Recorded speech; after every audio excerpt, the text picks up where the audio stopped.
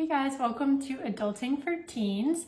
Today we are going to be talking about voicemail etiquette, or if you're needing to call, make an appointment, or to set up a job interview, how you go about doing that in a professional way. And so the first thing is whenever you're calling to leave a voicemail is when you go to make that phone call, know that you might have to leave a voicemail, and so be prepared with what you want to say. Because nothing's worse than leaving a voicemail and rambling on and then realizing you never told them what your name is, how they can contact you, or even why you called. And so I think going in knowing what you want to say, even if you need to, write it down, so you make sure you touch on everything you want to comment on in the message, to do that first before you even make the phone call. And then right whenever after the beep of the voicemail is to introduce yourself, and so that the person listening to the voicemail knows who they're talking to, and kind of gets them in the right mind space for what you tell them in the message. You also want to make sure that you speak slowly and clearly, which I have a hard time doing even in my videos. Sorry if that's, I'm not telling you exactly how to do it well, but you want to make sure they can hear you really well. Otherwise your voicemail is kind of pointless. You want to let them know the reason for your calling. So if you're calling and you can say, I'm Becky Fowler and I'm calling in regards to the job interview.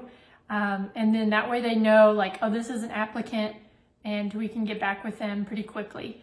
Or if they have to scramble to figure out who you are and why you're calling, it may just take longer than it needs to. And then also if it's relevant, mention like when it would be a good time for them to call you back, if that's important. Sometimes it just doesn't work out that way, or you're pretty open and that doesn't matter. But if for some reason you're like out of the office or something like that, out of the office, you guys are teens, but if you're just not available for callback on certain days, that might be good information to provide. You also want to keep it pretty short with a voicemail. You don't want to ramble on and then have it cut you off and you have to call back, or you just leave out important information. It's also important to, it can come across in your voicemail or in any phone call or anything like that. If you're slumped over on the couch, don't really care and are just talking, that comes across through your voice. And so sometimes it helps if like I am sitting up in a chair, smiling as you're talking, and just feel kind of professional. That will come out in how you sound on the phone. It's also important to remember to not have any background sound. So if you have the TV on in the background, they may be more distracted by the noise in the background instead of hearing what you actually need to say, or they may not even be able to hear you well. So that's kind of the important things whenever you're leaving a voicemail. I know voicemails are not very common anymore, but I think it's still a skill that you need to know. It can only help you. So the next thing I wanted to cover is when you're calling to set up an appointment.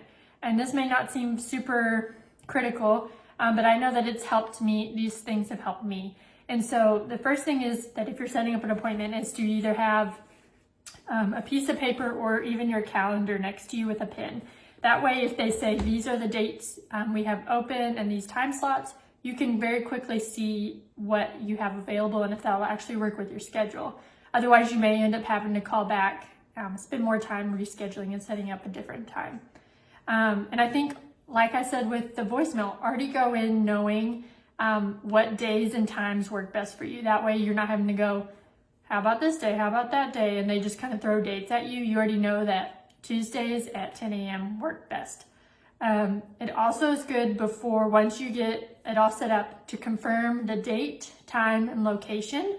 Because sometimes, especially with like doctor's appointments, you need to arrive 30 minutes before to fill out paperwork or confirm information. And so that's really good, just information to confirm with them, like what time do I actually need to be there for my appointment? What items do I need to bring with me? Like driver's license, health card, anything like that. Or if you can already fill out paperwork beforehand, that's a good thing to know. And then also, once you have all that confirmed, be very polite, thank them for the time, and then go ahead and add it either to your paper calendar or into the calendar on your phone. And a good thing to do is factor in, look up and see how long it will probably take for you to get to that appointment. And go ahead and factor in that travel time and add it to your calendar, or set a reminder on your phone to go off when you need to leave the house. And then I also want to cover, because a lot of this overlaps, is whenever you are setting up a job interview over the phone, is to, again, be very polite, speak clearly, almost be, because you want to sound super professional, is to, again, sit up in a chair, maybe even be dressed nice so you feel professional, unlike my flannel, be smiling, and just be very polite and respectful when you're setting up the job interview. Confirm with them if there's anything you need to do beforehand, like fill out any applications online, if you need to bring anything with you, if they need to see, like, you're probably going to bring your resume anyway, but it would be nice to know if you need to bring like a portfolio of any work you've already done, anything like that, to know what you need to bring with you. Again, it's nice to confirm with either you're writing it in your calendar or on your putting it in your phone, the date of the interview, the time of the interview, who you will be meeting with, so that when you get to the business or wherever, you can say, I have a job interview, I'm supposed to meet this person. And it just makes you seem more professional. You have all the information you need, and you're not just like, hey, I'm here for an interview. And also, it would be really good to know the official job title that you are applying for, where if you just go like, it's that one job that does this thing, it does not sound as professional. So also, when you're, just make sure you thank them for their time, confirm all those details, and then again, write down in your calendar or put in your phone, date, time, set any reminders you need, set travel time reminders, all those things.